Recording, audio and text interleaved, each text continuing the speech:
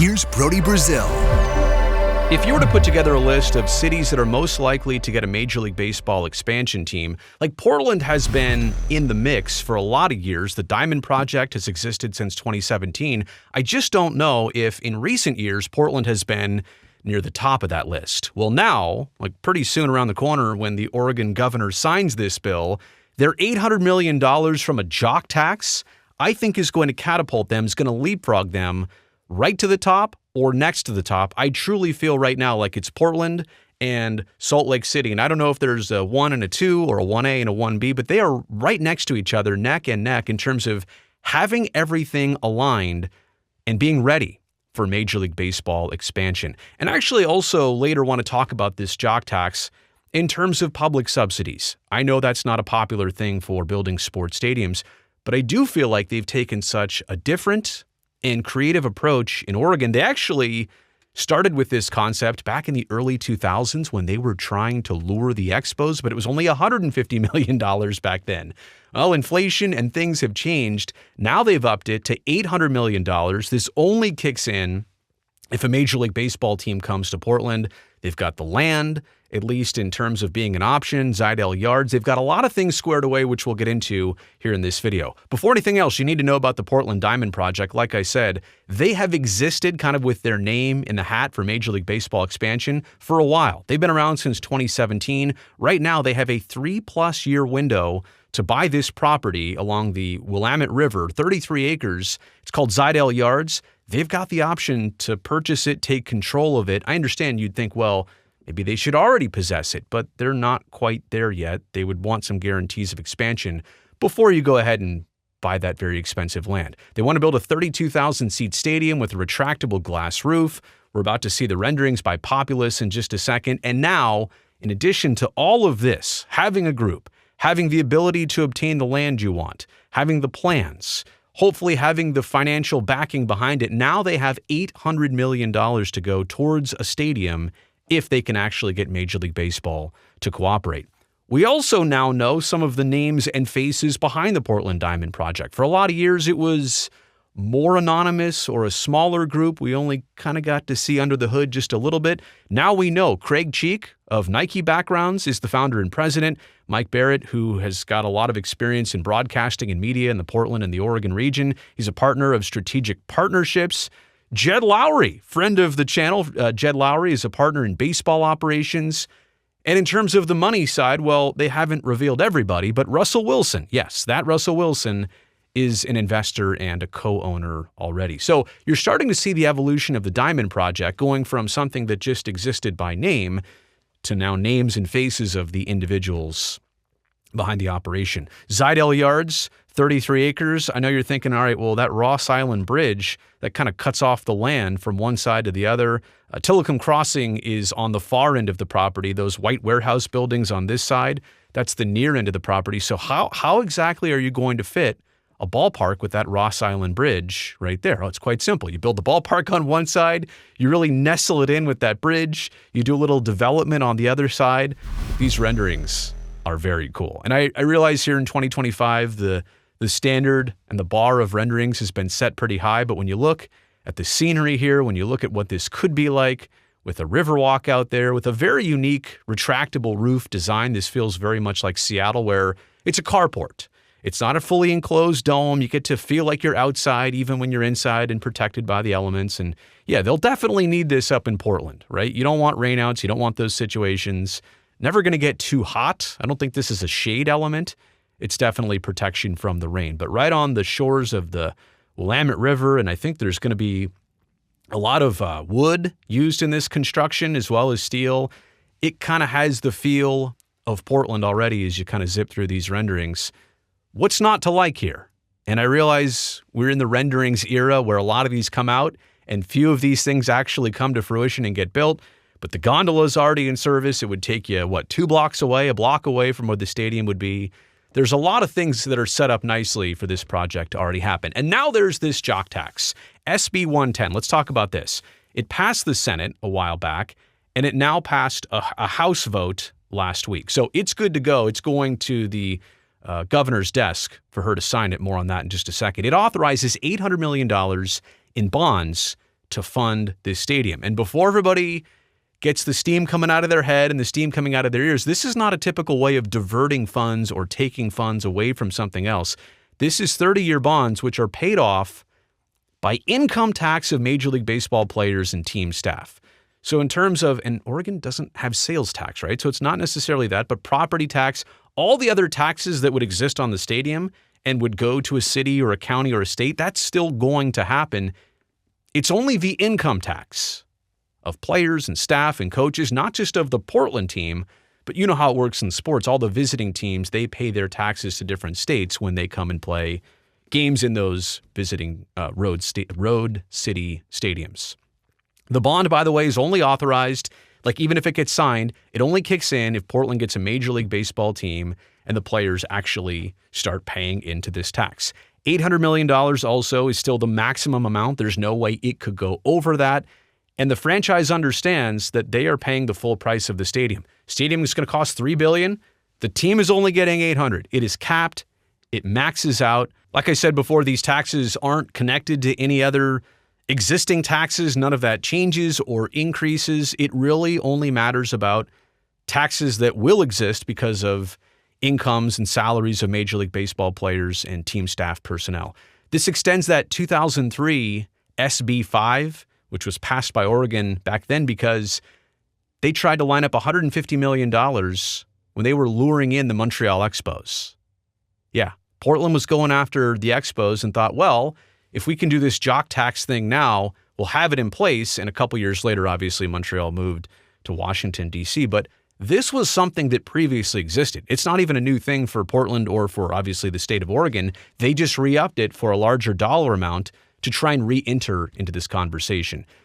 There is some concern, and there is some opposition here that tax revenue could be less if players' salaries dip. If there's not enough revenue off of income tax to go into this pool of money to start servicing these bonds, that there's kind of an issue there. Like, what if the players' salaries over the next 20 years, what if they stay the same, or what if they dip a little bit?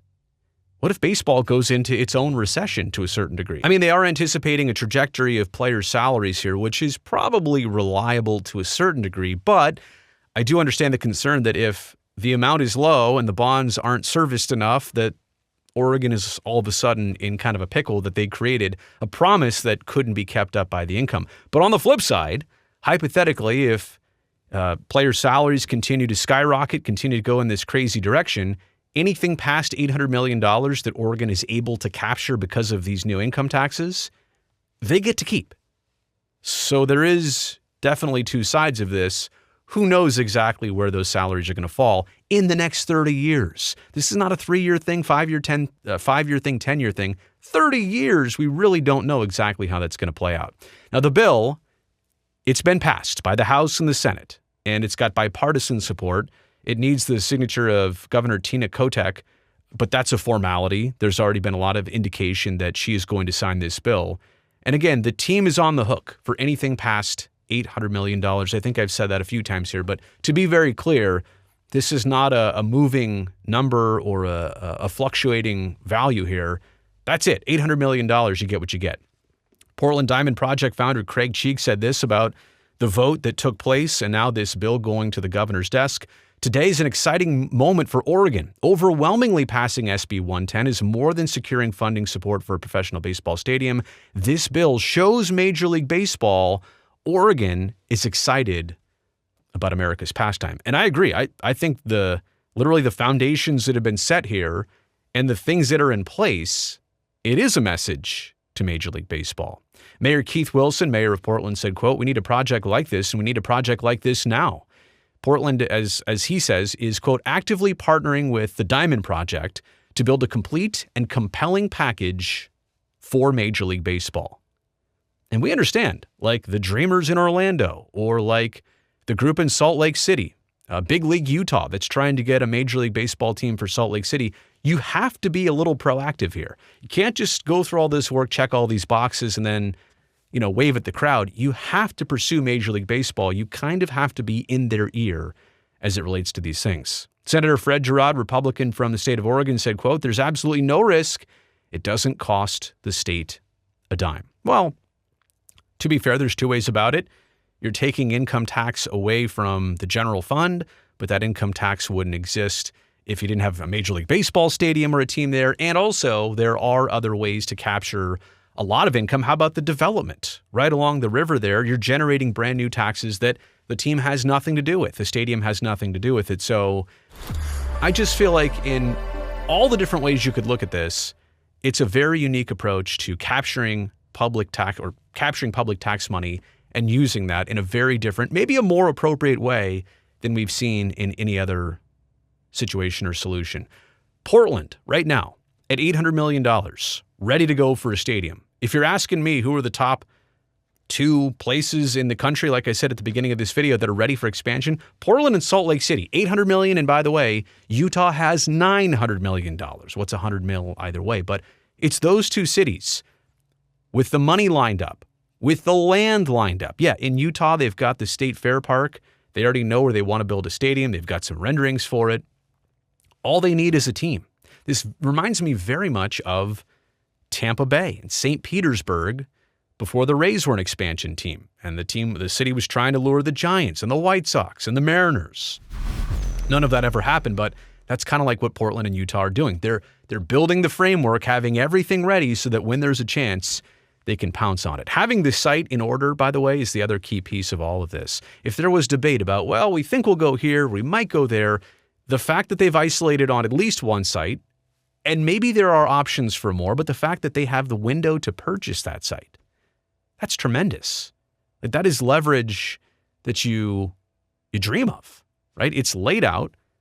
It's the ability to acquire it. You don't have to commit to it yet. You're waiting on the approvals from elsewhere, then you commit to that land. I would expect that another key piece of this that's already in place, and it's a large one, is that there's funding for a purchase of a team or paying an expansion fee. Like we can go over, how to build a stadium, how to get that land, all that stuff. Obviously, getting approval of expansion by baseball is huge too. But if you don't have the funding to do all the stadium stuff and then go out and purchase a team and then pay for an expansion team, then you also run into trouble. So I would assume that as they're paying attention to the stadium and the political side, that the actual paying for a team side is probably something they can line up. But I think the last point I want to make here, as much as I've made this a Portland hype video, I didn't really mean to do that. I think there's a lot of things going in the right direction here, but it always comes back to, and it always relies on Major League Baseball. Are they really ready to expand right now? There's about to be a lockout at the end of next season. There are television rights deals that are very much up in the air. Regionally and nationally, baseball has a lot to sort out of its own issues before it can really start thinking about, well, let's capitalize on expansion. If I'm being honest, it was always the fix Oakland, fix Tampa situation, then we'll get to expansion. Well, Oakland making strides, apparently, groundbreaking has happened. A ceremony has happened. In Tampa, you've got an ownership group that, as I record this, has got an exclusivity agreement to sell the team, but that's not a for sure thing that happens. Like, I'm just saying that those two things are not, they're not officially done yet, but the problem is they're going to drag out and get us to the next problem. Like, forget those two teams for a second. They're going to drag right into the potential of a work stoppage in Major League Baseball. And then all this stuff, this has to take a back burner to actually, getting baseball back up on its feet again and functioning the game again, and probably ending a lockout. So I don't know. I really don't know the baseball side of expansion, but I do know the Portland side is looking pretty good. $800 in a very unique way. If I'm being honest, the most responsible way I think you can do this. And I get it. There's going to be some people who even agree with maybe my take on that. But if you're going to do it one way that involves public subsidies, taking the income tax of players that would not even be playing there and using that to help build this stadium, again, I think it's among the most responsible ways you can do it. Let me know what you think in the comment section below. Also, thumbs up down below. Really appreciate that. Helps me, the video, and the channel. Hit that subscribe button too, because I'd love to see you back here next time.